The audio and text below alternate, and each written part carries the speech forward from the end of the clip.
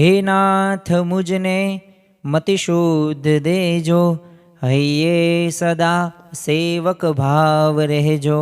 છો શબ્દો મારા પણ આપ આવીને કહેજો, રાજી થઈ અક્ષર ભાવ દેજો, રાજી થઈ અક્ષર ભાવ દેજો. શ્રી સ્વામિનારાયણ ભગવાનની જય. અક્ષર પુરુષોત્તમ મહારાજની જય. ગુણાતીતાનંદ સ્વામી મહારાજની જય. પ્રમુખ સ્વામી મહારાજની જય. પ્રગટ ગુરુ હરિ મહંત સ્વામી મહારાજની જય. સુરત અક્ષરધામ મહોત્સવની જય. દિવ્ય હરિભક્તોને જય સ્વામી નારાયણ. આજના પ્રવચનનો મુખ્ય વિષય યોગીજી મહારાજના એ કથા વાર્તાના કેમ આગ્રહી હતા અને યોગીજી મહારાજ કથા વાર્તાને કેમ આટલું બધું પ્રાધાન્ય આપતા હતા, તો એના વિશેષ પ્રસંગો આજે આપણે આચમન કરવાના છીએ. આમ તો સ્વામિનારાયણ ભગવાનથી લઈને એ આજે મહંત સ્વામી મહારાજ સુધી એ દરેક એના જીવનોની અંદર એ પ્રસંગો જ્યારે આપણે વાંચીએ ત્યારે એ કથા વાર્તા સંબંધિત ઘણા બધા આપણને સાંભળવા મળે છે. એ શ્રીજી મહારાજ પણ એ કથા વાર્તાના અત્યંત આગ્રહી હતા. એટલે જ તે તમે જુઓ શ્રીજી મહારાજ એ કથા કરવા કે સાંભળવામાં ક્યારેય એમને સમય કે સ્થળ કે વ્યક્તિ ક્યારેય જોયા નથી. એ જમવાની પંક્તિની અંદર કથા વાર્તા શરૂ હોય, એ પીરસતી વખતે કથા વાર્તા સાંભળતા હોય, કે પછી વહેલી સવારે કથા વાર્તા સાંભળતા હોય, કે અડધી રાત્રે પણ એ જાગી જાગીને એ આશ્રિતો ઉપર કરુણા કરીને કથારસ રેલાવ્યો હોય. જો આ કથા વાર્તા એ કથામૃતની ઉપમા આપવામાં આવેલી છે. શા માટે? કારણ કે એ અમૃત કોઈક વ્યક્તિ પીવી જાય તો એ તો અમર થઈ જાય, એનું શરીર તો નિરોગી રહે, પરંતુ આ કથા વાર્તા સાંભળવાથી એ પોતાનું શરીર તો નિરોગી રહે છે, પરંતુ આત્માનું પણ કલ્યાણ થાય છે. ગુણાતીતાનંદ સ્વામી પણ પોતાની પ્રકૃતિ જણાવતા કહેતા કે આ મહારાજ અનેક પ્રવૃત્તિઓ વચ્ચે પણ છે ને એક પુસ્તક રખાવતા અને નિરંતર હંમેશા હરે હરે હરે કરે. અને કાર્યાણીની અંદર જ તે શ્રીજી મહારાજ વિરાજમાન હતા. 2 મહિનાનું રોકાણ હતું, તો એ દરમિયાન શ્રીજી મહારાજે 7 વાર ભાગવતનું શ્રવણ કર્યું હતું. ગુણાતીતાનંદ સ્વામીએ તે જૂનાગઢની અંદર 40 વર્ષ તે જૂનાગઢ મંદિરના મહંત હતા. હવે એ જૂનાગઢ મંદિરની અંદર એવી એક વિશેષતા મુખ્ય એમાંની હતી, ત્યાં હરિભક્તો કે સંતો તો આવતા હતા, પરંતુ એ કથા વાર્તામાં 8 પુરાણીઓ ગુણાતીતાનંદ સ્વામીએ રાખ્યા હતા. દરેકના 3-3 કલાક કથા કરવાના વારા, એટલે 24 કલાક કથા વાર્તા શરૂ જ હોય. અને સમય મળે ને તો પાછું ગુણાતીતાનંદ સ્વામી પણ એ સેવામાંથી સમય કાઢીને કથા વાર્તા પાછું શરૂ કરી દે. એટલે જ આપણને એ સ્વામીની વાતો નામનો અદ્ભુત ગ્રંથ પ્રાપ્ત થયો છે. જૂનાગઢનું મંદિર એટલે કથા વાર્તાથી આમ સતત ધબકતું હોય ને એવું આપણને લાગતું હતું. ને ત્યારે પણ એ હરિભક્તોને બધાઈને પ્રતીતિ થતી કે આ સત્સંગ તો અહીંયા લીલો પલ્લવ જોવા મળે છે. તો ત્યાર પછી છે ભગતજી મહારાજ. તો ભગતજી મહારાજ પણ એ ગુણાતીતાનંદ સ્વામીને રાજી કરવા માટે 24 કલાકમાંથી 23 કલાક સેવા કરે, અને એમાંય સમય મળે ને તો એ કથા વાર્તા સાંભળતા હતા. સાથે સાથે એ શિવતા પણ એ કથા વાર્તા પાછી શરૂ હોય. તો આવી રીતે ભગતજી મહારાજના જીવનની અંદર પણ આ કથા વાર્તાનું વિશેષ અંગ જોવા મળતું હતું. ત્યારબાદ શાસ્ત્રીજી મહારાજ કોઈ પણ મંદિરનું એક હાથ મુહૂર્ત પણ કરે ને, પણ એ પછી પણ એ સૌ પ્રથમ છે ને સભા મંડપનું એ પોતે કાર્ય કરાવતા હતા. શા માટે? કારણ કે શાસ્ત્રીજી મહારાજનો તો એક જ સિદ્ધાંત હતો, અક્ષર પુરુષોત્તમ ઉપાસના, અને એનું પ્રવર્તન કરવું. તો એ પ્રવર્તન માટે આ કથા વાર્તાના પોતે એટલા બધા ઈશકી હતા. અને એટલે જ તે જો આપણે શાસ્ત્રી યજ્ઞ પુરુષ દાસ કહેવી છે.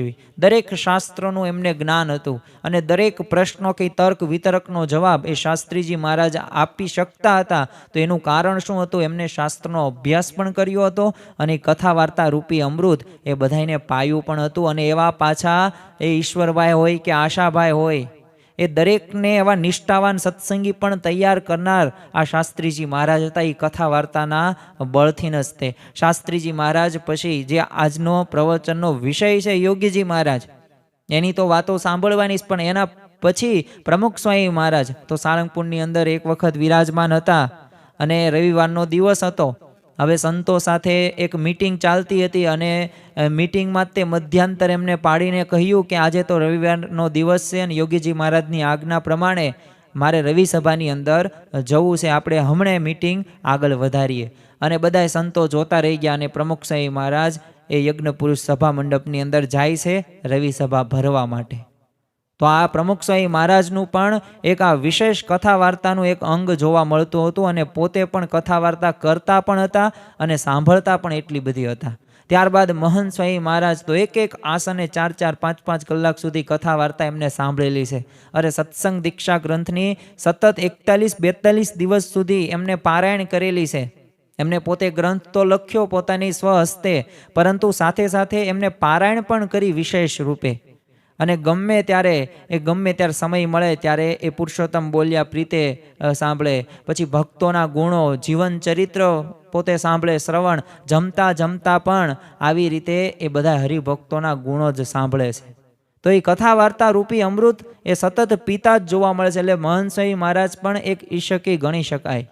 અને જે આજના દિવસના પ્રવચનનો વિષય છે જે છે યોગીજી મહારાજ કથા વાર્તાના આગ્રહી. જો આજે આપણે યોગીજી મહારાજ એ કથા વાર્તાના આગ્રહી કેમ હતા અને કેટલી હદ સુધી હતા, અને સાથે સાથે આપણને જે અઠવાડિક સભાનો જે નિયમ આપ્યો છે તો એની પણ વિશેષ આજે વાતો કરવાના છે. અને આ વાતો દ્વારા આપણા જીવનની અંદર એક કથા વાર્તાનો એક આપણને યોગ થાય અને કથા વાર્તાની અંદર આપણને મન લાગે એની વિશેષ પ્રસંગો પણ જોવાના છીએ. અને એ યોગીજી મહારાજનો ખરેખર તો એ આગ્રહ કેવો જોવા મળતો હતો. તો યોગીજી મહારાજ એક વાત કરતા કે આમ ગોંડલ બાપુ છે ને કોઈ દિવસ હવા ખાવા માટે છે ને બીજે ગામ ન જાય. એ શિયાળો હોય કે ઉનાળો હોય કે ચોમાસું હોય, એ ગોંડલમાં જ રહે, બહાર કાંઈ જાય જ નહીં. અને કોઈ એક દિવસ છે ને બાપુને પૂછ્યું, બાપુ આ બધા દરબારો તો હવા ખાવા માટે ઉનાળામાં બહાર જાય છે, પણ તમે કેમ બહાર જતા નથી? એટલે બાપુ કહેતા કે આપણે તો છે ને આ દેશની કાળી ચામડીના લોકો છીએ, એટલે આપણે શું હવા ખાવી, હવા તો યુરોપિયનો ખાય. કેટલાક તો દેહરાદૂન, માથેરાન આવા બધા સ્થળોએ છે ને હવા ખાવા માટે જાય, પણ ગોંડલવાળા બાપુ તો ગોંડલમાં જ બેઠા હોય અને આમ કરોડો રૂપિયા ભેગા કર્યા અને હવા ખાધી. એમ અમારે શું હવા ખાવી? તો અમારે છે ને કથા વાર્તા, ભજન, ભક્તિ કરવી ને એ જ હવા ખાવી, એ જ સાચી કમાણી. જો આ યોગીજી મહારાજના વાક્યો ઉપરથી, શબ્દો ઉપરથી આપણને ખ્યાલ આવે કે કથા વાર્તાના કેટલા પોતે આગ્રહી હતા, એમની કેટલી રુચિ હતી. એ અખંડ કથા વાર્તા કરતા પણ હતા અને સાંભળતા પણ હતા. તેઓ કહેતા હંમેશા કે કથા વાર્તાનું છે ને આમ વ્યસન રાખવું. અને જો કથા વાર્તાનું વ્યસન હોય ને તો એ કથા વાર્તા સામે રીતે તમને ન સાંભળવા મળે, તમારાથી રહેવાય જ નહીં.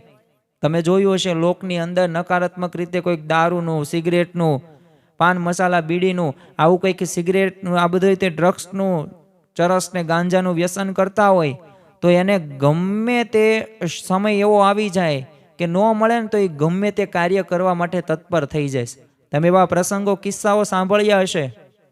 અને છાપાની અંદર કે ન્યૂઝ હેડલાઇન્સની અંદર તે કે જ્યારે કોઈકને દારૂ ન મળતો હોય તો ઘરને એની પત્નીના દાગીના વેચીને પણ પોતે દારૂ લાવે છે.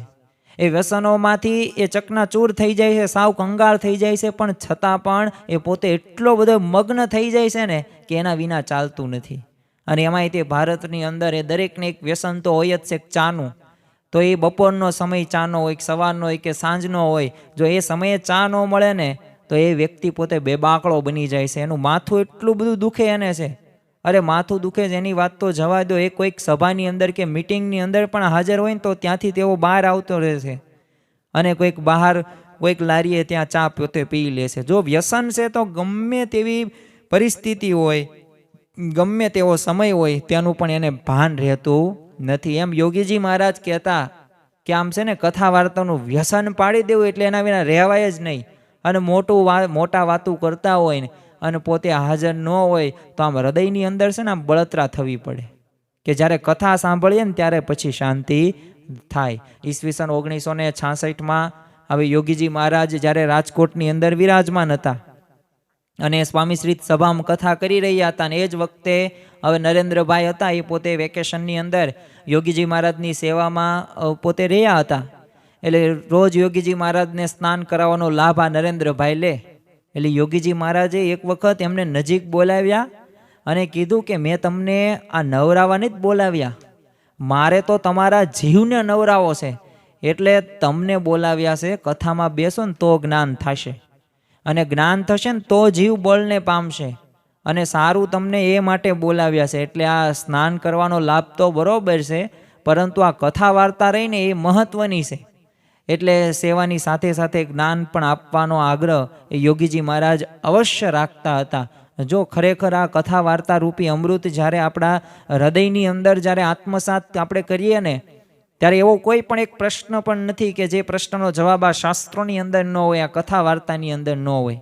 એટલે જ તે તમે જો વ્યાસ ભગવાને પણ આ પુરાણો લખ્યા, મહાભારતો, બધા શાસ્ત્રો લખ્યા, પરંતુ ખરેખર એમને શાંતિનો અનુભવ પ્રગટ જે ચરિત્ર શ્રી કૃષ્ણ ભગવાનનું અને એ લખ્યું. અને શ્રીમદ ભાગવતની જે આપણને પ્રાપ્તિ થઈ, તો આ શ્રીમદ ભાગવત કે આપણે આ શાસ્ત્રનું જ્યારે પણ વાંચન કરીએ ત્યારે આપણા જીવનની અંદર પણ આપણને શાંતિ વ્યાપ્ત થઈ જાય છે. યોગીજી મહારાજે અખંડ આમ કથા વાર્તાનો આમ અખાડો ચલાવતા, અને પાછો બધાને લાભ લેવાનો આગ્રહ પણ રાખતા. ઘણા બધી વખત તેઓ દ્રષ્ટાંત આપીને સમજાવતા કે એક છે ને પટેલ હતા, હવે એમનો દીકરો જીવલો હવે ગમાણમાં સૂઈ ગયેલો. એટલે પટેલ ત્યાં ગયા અને એમ કીધું કે જીવલા જીવલા જીવલા, એમાં એક ધારી છે ને પોતે બોલ્યા જ રાખ્યા એના છોકરાને બોલાવવા માટે, અટકે જ નહીં ને, અને રાડો જ પાડે. પછી થાકીને કીધું કે અલ્યા કેમ તું જવાબ નથી આપતો, આટલી બધી વખત મેં તને તારું નામ પોકાર્યું, તું બેરો છું? અને ત્યારે થાકીને કીધું કે સામાન્ય રીતના તને, ત્યારે જીવલો શું કીધું કે તમે હા ખાવ ને ત્યારે હું જવાબ દઉં ને, એટલે કે તમે અટકો તો હું તમને જવાબ દઉં ને. અને પછી એ અટક્યા ને જરા બોલવા માર્ગ દીધો, એટલે મેં તમને આ જવાબ આપ્યો. અને આ વાત કહીને યોગીજી મહારાજ કહેતા કે આપણે પણ છે ને એક ધારું આમ કથા વાર્તાનું વ્યસન કરી દેવું, તો આમ જગત વચમાં બેસે જ નહીં. દુકાને, કોલેજ, નિશાળે જવું છે, પણ જો પહેલો કયો મોક્ષ કરી લેવો છે. અને જો આપણને આ મનુષ્ય દેહ મળ્યો છે, તો આનો એક આપણે ઉપયોગ એ આપણે જીવનું આત્યંતિક કલ્યાણ કરવાનું છે. જો આ શ્રીજી મહારાજ આ પૃથ્વી ઉપર પ્રગટ્યા એ છપ્પૈયાની અંદર, તો એમનો એક જ હેતુ હતો કે ભક્તોના મનોરથો તો પૂરા કરવા માટે આવ્યા હતા, પણ સાથે સાથે એમને એક હૃદયની એક ભાવના હતી કે મારે આ બધા જીવોનું આત્યંતિક કલ્યાણ કરવું છે, અને એકાંતિક ધર્મનું સ્થાપન કરવું છે. એટલે જો એ ધર્મ, જ્ઞાન, ભક્તિ અને વૈરાગ્ય સહિત જો એ ખરેખર એ આ કરેલું છે એમને કાર્ય. અને એટલે જ તે શ્રીજી મહારાજ પણ આ કથા વાર્તાના એટલા બધા ઇશ્કી હતા કે આપણને જો શિક્ષાપત્રી હોય એ સિવાય પણ એ આપણને વચનામૃત, એ તમે વચનામૃત એક એક વાંચો એટલે એક એવું પાનું નથી કે જ્યાં તમને શાંતિનો અનુભવ ન થાય. અરે ગમે એ પાનું તમારે ઉઠલાવવાની છૂટ, એમાં તમારા પ્રશ્નનો જવાબ હોય ને હોય જ તે. યોગીજી મહારાજ તો આમ સવારે છે ને 4 વાગ્યે ઉઠીને આમ 5, 5:15 તો આમ મંગળ પ્રવચનનો આમ લાભ આપતા. જો કોઈક સૂઈ ગયા હોય ને તો બધાને ઉઠાડે અને બેટરી લઈને પાછા નીકળે, અને એક એક યુવકને ઊભા કરે અને કહે કે હાલો હાલો કથાની અંદર. પાછું એટલું જ નહીં, રાત્રે 12 વાગ્યે જ્યારે ચેષ્ટા પૂરી થઈ જાય પછી ગોષ્ઠી કરવાની આજ્ઞા કરે, અને 12:30 સુધી ગોષ્ઠી ચાલે ને પછી બધાને સુવાનું. તો આવો નિયમ રાખતા હતા. જો મહંત સ્વામી મહારાજ પણ જ્યારે તેમણે મુંબઈના આપણને નવ યોગેશ્વર, તો ત્યારે એમના મહોડી તરીકે એ મહંત સ્વામી મહારાજને રાખ્યા હતું. અને એમનું નામ ત્યારે આપણને પણ ખ્યાલ છે કે દીક્ષાનું કેશવ જીવનદાસ, પરંતુ મહોડી તરીકે રાખ્યા એટલે ત્યાં મહંત તરીકે બધા ઓળખાયા, એટલે મહંત સ્વામી મહારાજ આપણે કહીએ છીએ. તો ત્યારે મહંત સ્વામી મહારાજ સવારે, પછી પાછો ઘડીક સૂઈને પાછા 8-9 વાગ્યે પ્રવચન કરે, બપોરે સુવાનું નહીં ત્યારેય પ્રવચન, 5 વાગ્યાનું પ્રવચન, સાંજે પ્રવચન. તો આવી રીતે 5 થી 6 વખત પ્રવચન કરતા પણ હતા ને સાંભળતા પણ હતા. તો મહંત સ્વામી મહારાજના જીવનની અંદર પણ આ કથા વાર્તા રૂપી અમૃત એમને એ પીધેલું છે. એટલે જ આપણને એ રવિ સભા હોય, યુવક સભા હોય કે બાળ સભા હોય, એ દરેક સભાની અંદર એ આપણને જવાનું આપણને આહવાન કરે છે, આપણને એક આજ્ઞા કરે છે. અને યોગીજી મહારાજ તો હંમેશા કહેતા કે બસમાં કે ટ્રેનમાં કે ચાલુ મુસાફરીએ પણ છે ને આ કથા વાર્તા કર્યા જ કરવાની, બંધ થવી જ ન પડે ને. એક વખત તો છે ને બનારસથી અયોધ્યા જતા છે ને એક ધીરુભાઈ મીરાણી નામના એક આપણા સનિષ્ઠ હરિભક્તે 300 રૂપિયા સેવામાં ખર્ચીને બધા સંતો માટે લક્ઝરી બસની વ્યવસ્થા કરી આપેલી. હવે સંતો રાતે 11 વાગ્યા અને બધા બસમાં સૂઈ ગયા, અને થોડી વારમાં બસ ઊભી રાખાવી યોગીજી મહારાજે, અને મોટરમાંથી યોગીજી મહારાજ ઉતરા અને ઉતરા એટલું જ નહીં, બસની અંદર પ્રવેશ્યા ને ત્યાં તો બધાના ઝોલા બધા ઉડી ગયા. કારણ કે એમને ખબર પડી ગઈ કે હમણે કાંઈક કહેશે. અને સ્વામીશ્રીએ કીધું, ઘરે રે ધીરુભાઈએ 300 રૂપિયા લક્ઝરીમાં આપ્યા છે, એ સુવા માટે નથી આપ્યા, કથા વાર્તા શરૂ કરો. અને આ રીતે 1:30 વાગ્યા સુધી કથા કરાવી. વિચાર કરો કેવો આગ્રહ એ યોગીજી મહારાજનો હતો.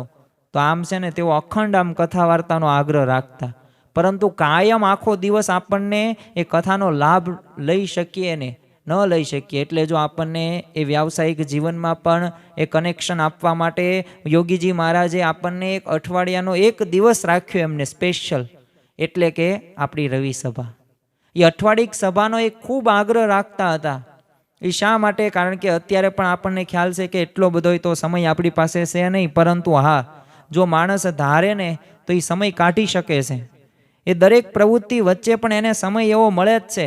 જો આપણને આપણી દૈહિક ક્રિયાઓ કરવાનો બધોય સમય મળે છે, આપણને ફરવા જવા માટેનો પણ સમય મળે છે, આપણને આપણા શોખ પૂરા કરવા માટેનો પણ સમય મળે છે. અરે આપણને મેચ હોય ને ગમે એ સમયે, તો એ મેચ જોવાનો પણ સમય મળે જ છે. તો લૌકિક પદાર્થો, ભૌતિક સુખ સગવડતાઓ મેળવવા માટેનો આપણને બધે સમય મળે છે, પરંતુ જ્યારે આધ્યાત્મિક માર્ગે આગળ વધવા માટે કથા વાર્તા જ્યારે સાંભળવાની વાત આવે, ત્યારે આપણને આ કથા વાર્તા સાંભળવાનો આપણને સમય મળતો નથી. ત્યારે યોગીજી મહારાજના જીવન પ્રસંગો વાંચીએ ને ત્યારે આપણને ખ્યાલ આવે કે આ અઠવાડિક સભાના પણ કેટલા બધા આગ્રહી હતા. હવે તેઓનો રવિ સભાનો જે ઉમંગ રહ્યો ને એ ખરેખર આમ અજોડ ગણી શકાય. કારણ કે એમને આ ઉમંગ અને આ ઉત્સાહથી જ તે આપણે જો BFPS સંસ્થાની અંદર એ રવિ સભાની અઠવાડિક સત્સંગ સભાની આજે એક પ્રણાલી પડી છે. તમે જો બાળકો માટે, એમાંય તે 1 થી 10 વર્ષ 1 થી 8 વર્ષના જે બાળકો હોય એમને જો શિશુ સભા, ત્યારબાદ આગળ તમે જુઓ ધોરણ 4 થી લઈને એ 8 ધોરણ સુધી બાળ સભા, પછી યુવક સભા, સામે પાછી યુવતી સભા હોય, બાલિકા સભા હોય, પછી આ સંયુક્ત સભા હોય, રવિ સભા હોય. આ દરેક એક ભાગ પ્રમાણે, ભલે ત્યારે વાણિજ્ય વ્યવસ્થા પુસ્તક આવતું હતું, યોગીજી મહારાજ કે પ્રમુખ સ્વામી મહારાજ નથી ભણ્યા, પરંતુ એમને ખ્યાલ હતો કે કઈ રીતે આ સંચાલન કરી શકાય. અને જો એ દરેક ડિપાર્ટમેન્ટની અંદર પાછું એને લગતું જ તે એવું આપણને મટીરિયલ આપવામાં આવે છે કે જેના લીધે આપણા જીવની એક ઉદ્વગતિ, બાળકને શું ધ્યાન રાખવું જોઈએ, યુવકને શું ધ્યાન રાખવું જોઈએ આધુનિક સમયની અંદર, એ મોક્ષ માર્ગે આગળ વધવા માટે શું કરી શકાય, એ શિશુથી લઈને એ આબાલ વૃદ્ધ સુધી એ દરેકના જીવનની અંદર અસર થતી આ અઠવાડિક સભા છે. અને એના લીધે તો પ્રમુખ સાહેબમાં જ ઘણી વખત કહેતા કે આ રવિ સભા રહીને એ તો એક સમયે તમે બ્રહ્મરૂપ થઈ જશો. ઈસવીસન 1940ની અંદર મુંબઈમાં ભુલેશ્વરમાં શાંતિલાલ હરિલાલ ભટ્ટે હવે ભગવાન કલ્યાણની વાડીમાં છે ને પારાયણ બેસાડી, અને એમાં યોગીજી મહારાજે સૌ પ્રથમ વખત એ રવિવારનો સભાનો એ આગ્રહ કર્યો. અને ત્યારે બોલેલા કે ગામો ગામ આજે સત્સંગ મંડળ સ્થાપી, એમાં દર રવિવારે સત્સંગ સભા કરવાની, બધાએ ભેગું થવાનું, સ્વામીશ્રીની વાતો વચનામૃત વાંચવાની, ધૂન ભજન બધું કરવાનું એમાં. અને એક સ્પેશિયલ રવિવારનો એ દિવસ, જે દિવસે 1.5 કલાકની એક રવિ સભા હોય. જો યોગીજી મહારાજની આ આજ્ઞા બધાને આમ સામાન્ય લાગતી, પણ નિયમિત પાળવી એ અઘરી પડતી હતી. પણ છતાં પણ યોગીજી મહારાજ એ વારંવારો એ આપણને અત્યારની ભાષાની અંદર મોટિવેશન જેને કહેવાય એવી પ્રેરણા સતત તે પત્રો દ્વારા એ લખીને મોકલતા હતા. ધીરે ધીરે તો ગામો ગામ આવા મંડળો સ્થપાયા અને સત્સંગિક સમાજ એ સુગ્રથિત થયો. ત્યારે સૌને સામાન્ય ગણાતી એ આજ્ઞાથી પણ થયેલો નોંધપાત્ર વિકાસ એ નજરમાં આજે આપણને આવે છે. જ્યારે નવા મંડળો ચાલુ થાય ત્યારે આમ પ્રારંભમાં કોઈ આવે નહીં એટલે સૌનો ઉત્સાહ ભાંગી પડે, સ્વાભાવિક છે.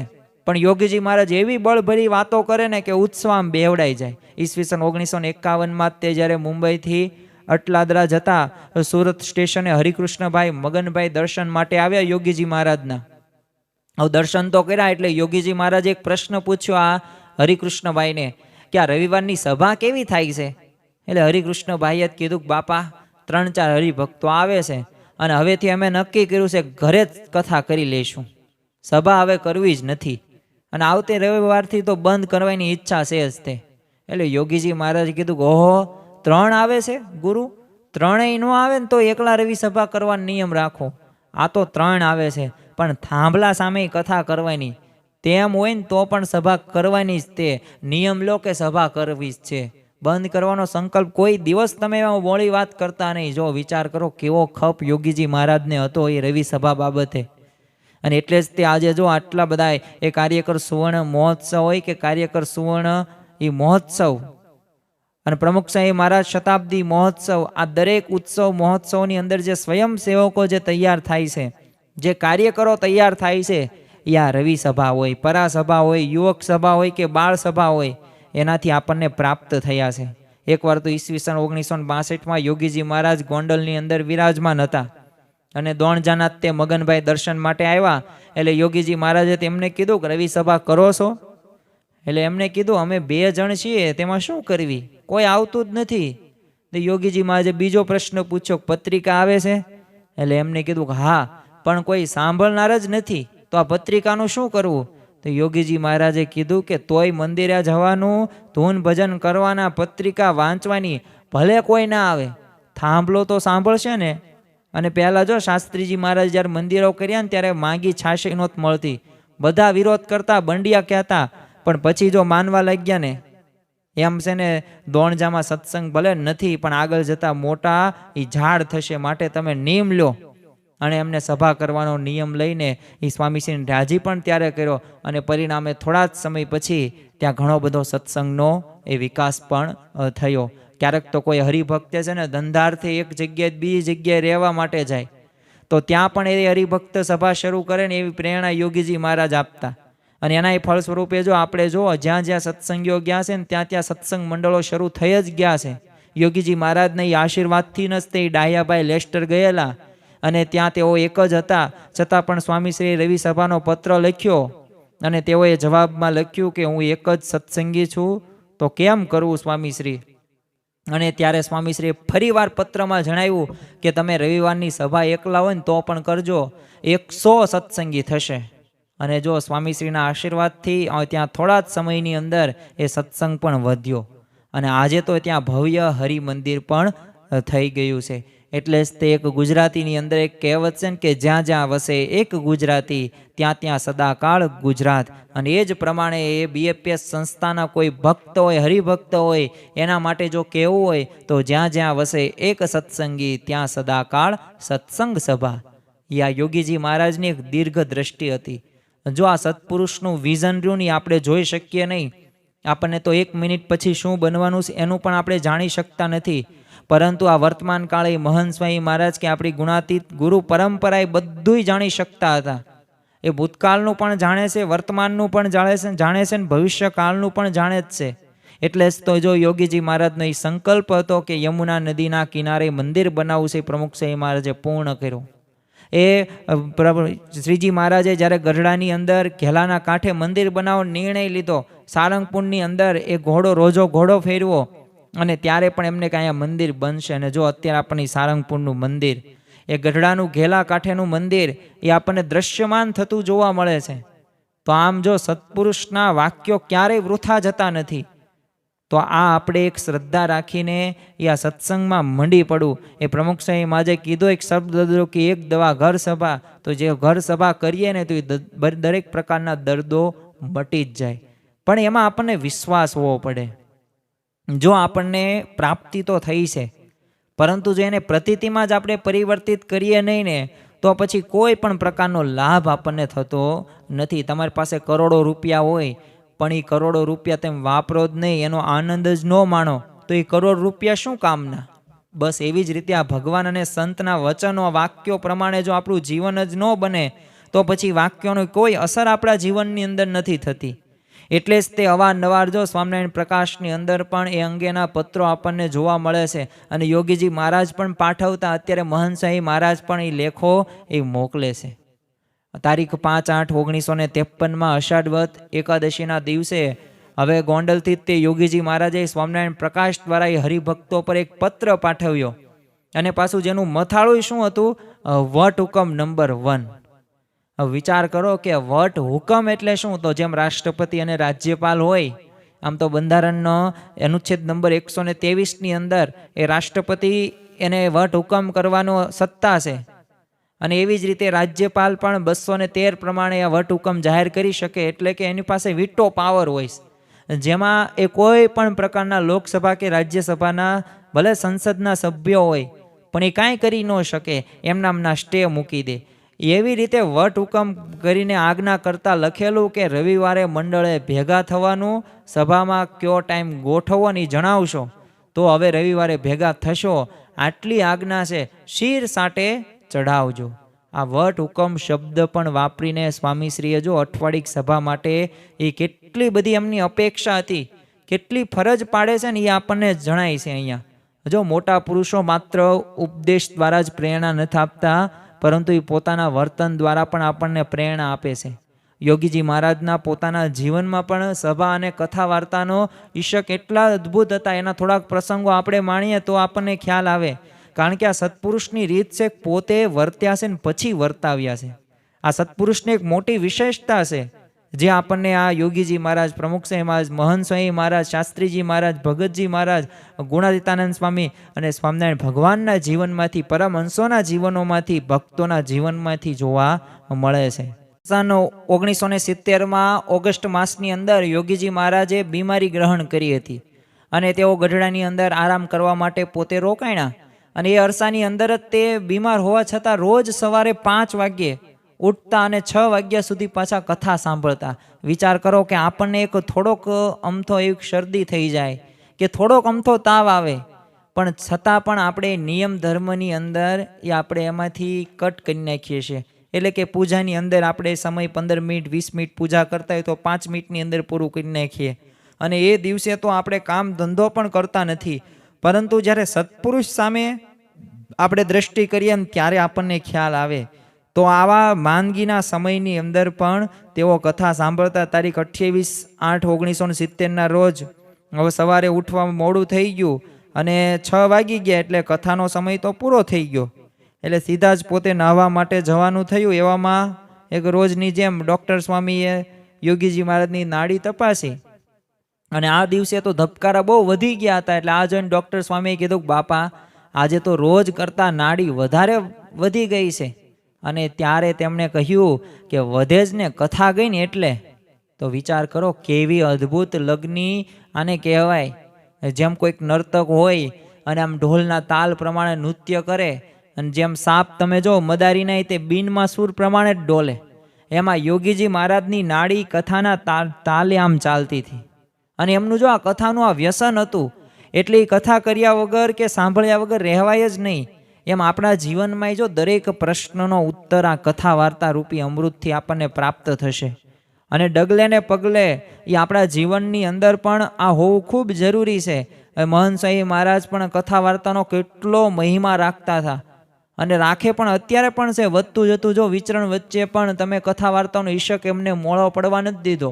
હવે તારીખ 28/7/2017ના રોજ જ્યારે મહંત સ્વામી મહારાજ હવે ટોરેન્ટોથી વિદાય લઈને સાને ઓજ પધારવાના હતા. હવે ટોરેન્ટોથી વિદાય લેવાય નથી, એટલે નાના મોટા ઘણા બધા કામ પતાવવાના બાકી હતા. અને પાછું કેનેડાના હરિભક્તોને તો મહંત સ્વામી મહારાજે ત્યાં જ રોકાણા હતા. એટલે દર્શનનું, સમાગમનું, કથા વાર્તાનું ઘણું બધું સુખ આપ્યું હતું. એટલે બધા હરિભક્તોને, સંતોને એવું થયું, સ્થાનિક સંતોને, કે હવે તો સ્વામીશ્રી પ્રાતઃ પૂજાની અંદર આશીર્વાદ આપશે ને ટૂંકમાં જ આપશે. પણ સમયના આધારે કથા કરનાર સ્વામીશ્રી નથી, આમ સમય કાઢીને પણ કથા કરનાર છે ને મહંત સ્વામી મહારાજ છે. અને આ વિદાયમાં પણ સભાની અંદર પણ સતત એમને તે 27 મિનિટ સુધી કથા વાર્તા કરી. તો જો એટલે આ કથા વાર્તાની અમૃતની પણ ઉપમા અપાય એટલે છે. અને અમૃતથી પણ વિશેષ છે, કારણ કે એ અમૃત ફક્ત અમર તત્વ આપે છે, શરીરને સ્વસ્થ રાખે છે. પરંતુ આ કથા વાર્તા રૂપી અમૃત પીવાથી તો ઘણા બધા પ્રકારના લાભો આપણા જીવનની અંદર થતા જોવા મળે છે. અને આ વ્યક્તિગત શાંતિ પણ આપણને આ કથા વાર્તાથી જ પ્રાપ્ત થતી જોવા મળે છે. જો આ કથા વાર્તાથી એક જીવનની એક વિપરીતતા હોય, ટેન્શન હોય કે નિષ્ફળતા હોય કે માન અપમાન હોય, એ આ રોજ બરોજની અંદર આપણું મન ડિસ્ટર્બ થઈ જ જવાનું છે, અશાંત થવાનું જ છે. તમે જો પરમ ચૈતન્યાનંદ સ્વામીએ તે જળઝીણીની એકાદશીમાં હવે ખાલી આચાર્ય મહારાજ સ્નાન માટે સાથે લઈ જવાનું ભૂલી ગયા તો એમને અશાંતિ થઈ ગઈ. પણ એ વખતે ગોપાળાનંદ સ્વામીએ વાતો કરી અને ત્યારબાદ શાંતિ થઈ. એ પવિત્રાનંદ સ્વામીને તે એ અપમાનથી થયેલી અશાંતિમાં તે કથા વાર્તા રૂપી એમને ઓસડ શોધ્યું અને ભગતજી મહારાજે કથા વાર્તા કરી અને એમને શાંતિ થઈ ગઈ. તો એમાં કથા વાર્તાથી આપણા જીવનની અંદર ઘણા બધા પ્રકારના લાભો થતા જોવા મળે છે. હવે થાંભલાને વાત કરીને રવિ સભા કરવી, આ યોગીજી મહારાજ ખાલી કહેતા નહોતા, પણ એમના જીવનની અંદર એ આ કથા કરવાનો આવો ઈશક હતો. હવે ધર્મગુરુ હોવા છતાં પણ એ શ્રોતામાં કોઈ ન હોય ને, એ 2-3 નાના બાળકો હોય ને તો પણ પોતે ઉમંગથી સભા કરતા અને કથા કરતા હતા. હવે આપણે તો કેવું હોય, લૌકિક માર્ગે જોઈએ ને તો અત્યારે આપણને કોઈક કથા વાર્તા કરવાનું કહે તો સામે વ્યક્તિઓ ઓડિયન્સ હોવું પડે. હવે ઓછા ઓડિયન્સ હોય ને તો કોઈ કથા વાર્તાય ન કરે અને એવી અંદરથી મજા આવે નહીં. પણ જો આ ભગવાન અને સંત એ આપણને મળ્યા છે ને, એમના જીવનને જ્યારે તપાસ કરીએ ને પ્રસંગો, ત્યારે આપણને ખ્યાલ આવે. 1960માં તે યોગીજી મહારાજ હવે સોલ્સબરીની અંદર બપોર જમીનને બેઠક રૂમમાં પધાર્યા. હવે કોઈ હરિભક્તો ન હતા એટલે સ્વામીશ્રીએ બપોરની કથા કરવાની જ હતી અને નિયમ જ એમને હતો. એટલે બાજુમાં જ રમતા 7 વર્ષના બાળકને બોલાવ્યો અને કીધું કે ચાલો આપણે વાતો કરીએ. અને પેલો બાળક બેઠો. હવે વિચાર કરો કે 7 વર્ષનો બાળક, છતાં પણ એ કેવા ઉમંગથી એ પહેલાં તો સ્વામીશ્રીએ મંગલાચરણ શરૂ કર્યું, પછી વચનામૃત મોઢે બોલતો હતો અને પછી કીધું કે હવે તમે જાઓ. અને પછી યોગીજી મહારાજ તો આરામમાં પધાર્યા અને વિનુ ભગત અને અરુણભાઈ હતા, એમને વાત કરતા કીધું કે આજે તો અમે છે ને સભામાં 3 વચનામૃત મોઢે બોલ્યા. અને આ મોટી સભા કરીને આવ્યા હોય ને એવા પાછા કેપથી સ્વામીશ્રી બોલતા હતા. એટલે જ એ ગુણાતીતાનંદ સ્વામી માટે લખાયું છે પરમ હરિ વાર્તા વ્યસનીનમ, એટલે કે ભગવાનની કથા વાર્તામાં પરમ વ્યસની હતા. એમ યોગીજી મહારાજ એ જ ગુણાતીત સંત હતા. જો આવા ગુણાતીત સંતે આપણને રવિ સભા કે સત્સંગ સભામાં આવી કથા વાર્તા સાંભળવાની આજ્ઞા કરી છે. અને આ કોઈ જેવી તેવી વ્યક્તિની આજ્ઞા નથી, સાક્ષાત ગુણાતીત સત્પુરુષની આજ્ઞા છે. તો આપણે એનું મહત્વ સમજવાનું છે, જો મહિમા રાખવાનો છે, ખબરદાર થઈને એમની આજ્ઞા પાળવાની. જો જેટલી પણ આપણે કથા વાર્તામાં ઈશક નથી ને, એનું મતલબ એવું જ છે કે આપણને વચનમાં વિશ્વાસ નથી. જો આપણે ગુરુ તો કરી નાખ્યા મહંત સ્વામી મહારાજ, આપણે માન્ય પણ છે, પરંતુ એમની આજ્ઞા માનીએ ને ત્યારે આપણે સાચા શિષ્ય ગણાઈએ. અને ઇતિહાસમાં ઘણા બધા એવા પાત્રો છે કે જેમણે એ આજ્ઞાનું પાલન કરેલું છે, વચન પ્રમાણે પોતાનું જીવન બનાવ્યું છે, ને એના ઉપર જ ભગવાન અને સંતની એક કૃપા દ્રષ્ટિ પડે છે અને રાજીપો તેના માટે જ વરસાવે છે. તો એમ આપણે પણ કૃપા પાત્ર બનવું હોય અને જો રાજીપો લેવો હોય ને તો એમની દરેક આજ્ઞામાં આપણે શિરોમાન્ય એ જ કરવાની, ચડાવવાની, અને એક એક આજ્ઞાનું આપણે પાલન કરવાનું છે.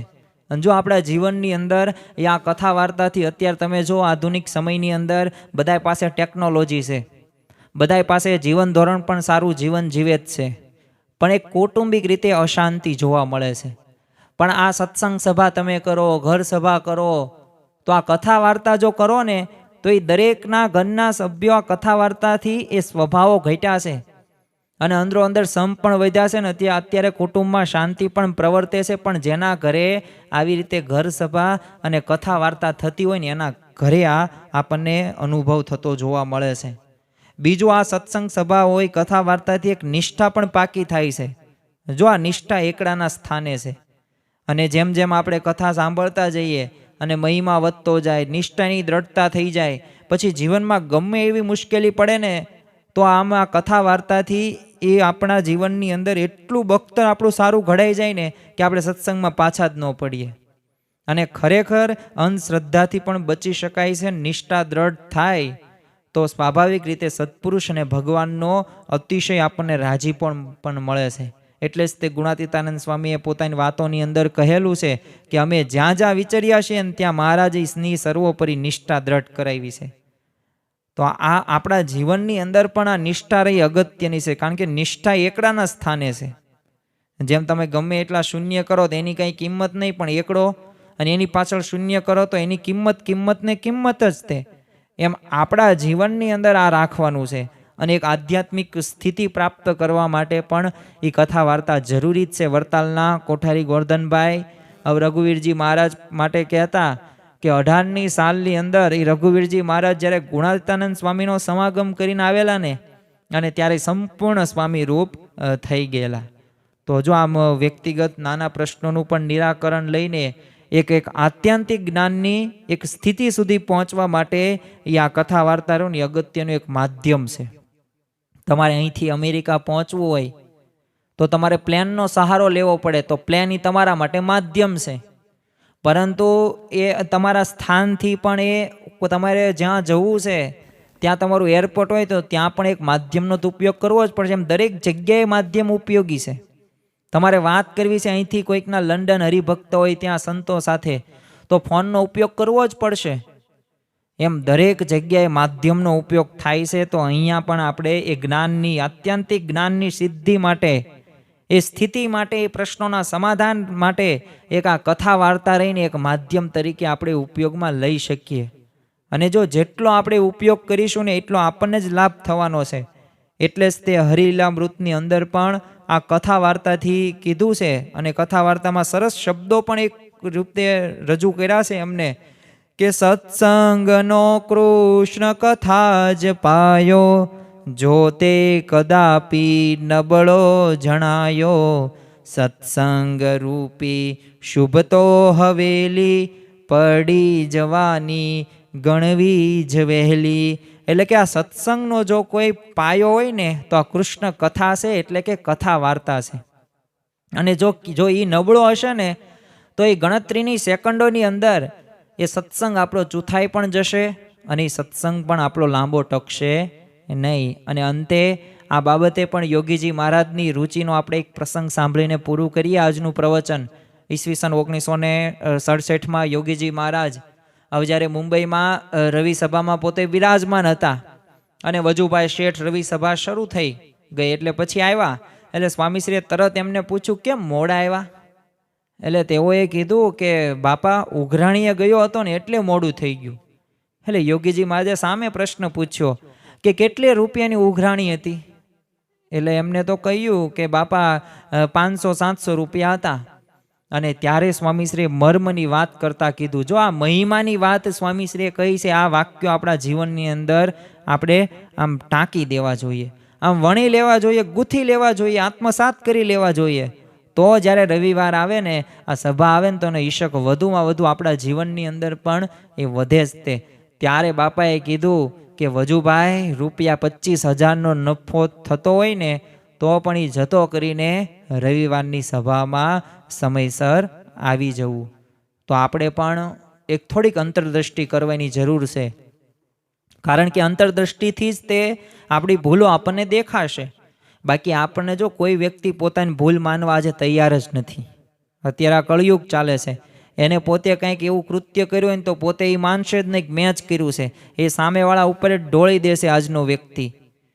એને ખબર જ છે કે મેં જ ભૂલ કરી, પણ છતાં નહીં. દુર્યોધને તેમ જો એને તો છેલ્લે સુધી એવું થયું કે મારી શું ભૂલ, મારી શું ભૂલ, એ તો આ કપટી કૃષ્ણએ બધું કર્યું છે. પણ એને એ નહોતી ખબર કે હું જ આ બધું ખોટું કરું છું. એની ભૂલ એને કાંઈ દેખાણી જ નહીં. એના બધાય તે ભાઈઓ મૃત્યુ પામ્યા. એ પછી કોઈ પણ તમે જો આમાં આપણને ખ્યાલ છે કે કર્ણ હોય કે ભીષ્મ પિતામહ હોય કે દ્રોણાચાર્ય હોય, એ દરેકનું મૃત્યુ થયું. તેનો જવાબદાર આ દુર્યોધન પોતે હતો, પણ છતાં પણ એને છેલ્લે સુધી ભૂલ પોતાની સ્વીકારી જ નહીં. એમ અત્યારે પણ આપણામાં આસુરી વૃત્તિ છે કે આપણને આપણી ભૂલ દેખાતી નથી, પરંતુ સત્પુરુષ આપણને એક અંતરદ્રષ્ટિ કરવાની વાત કરતા કહે છે કે આમ અંતરદ્રષ્ટિ કરવી ને તો ખબર પડી જાય. અને આ યોગીજી મહારાજની જે રુચિ હતી ને, જો એ રુચિ પ્રમાણે આપણે કરીએ તો ગમે એવા સંજોગો ન હોય, એ સંજોગોની અંદર પણ આપણે વ્યવસ્થિત રીતે અઠવાડિક સભાનો લાભ રહીએ. એટલે કે રવિ સભાની અંદર આપણે જઈએ. લાખ કામ પડતા મૂકીને પણ જો અત્યારે વ્યક્તિઓ એ રવિ સભાની અંદર જાય જ છે અને જવું જ જોઈએ. કારણ કે બ્રહ્મરૂપ થવા માટે, કારણ કે લોયાના 7મા વચનામૃતની અંદર શ્રીજી મહારાજે વાત કરી કે જે બ્રહ્મરૂપ થયો ને એને જ તે પુરુષોત્તમની ભક્તિ કરવાનો બધો અધિકારી છે. તો આપણે આ બ્રહ્મરૂપ થવાનું છે. પણ બ્રહ્મરૂપ ક્યારે થવાશે કે આપણે આ સત્પુરુષ અને ભગવાનના વચનોમાં વિશ્વાસ રાખીશું ને તો આપણે બ્રહ્મરૂપ થઈ જ જવાશે સહેજે સહેજે. તો આજના દિવસે મહારાજ સ્વામીના ચરણોમાં પ્રાર્થના કરીએ કે નિયમિતપણે આપણે રવિ સભાની અંદર જઈએ અને આ કથા વાર્તા રૂપી અમૃત આપણે પીએ. અમર તત્વ તો પ્રાપ્ત થશે, પણ આપણું આત્યંતિક કલ્યાણ પણ પ્રાપ્ત થશે જ તે. અને આ જ આપણો મુખ્ય લક્ષ્ય કે આ જન્મ રહ્યો એ છેલ્લો જન્મ આપણે કરવો છે. તો આજના દિવસે યોગીજી મહારાજને આપણે પ્રાર્થના કરીએ કે જેમ તમે આ કથા વાર્તાના એટલા બધા ઈશ્કી હતા, આગ્રહી છો, અઠવાડિક સભાના પણ પ્રેરક છો, તો અમારા જીવનની અંદર પણ આવી બળ, બુદ્ધિ અને શક્તિ આપો કે જેથી અમે દરેક એ રવિ સભા અમે ભરી શકીએ. શ્રી સ્વામિનારાયણ ભગવાનની જય.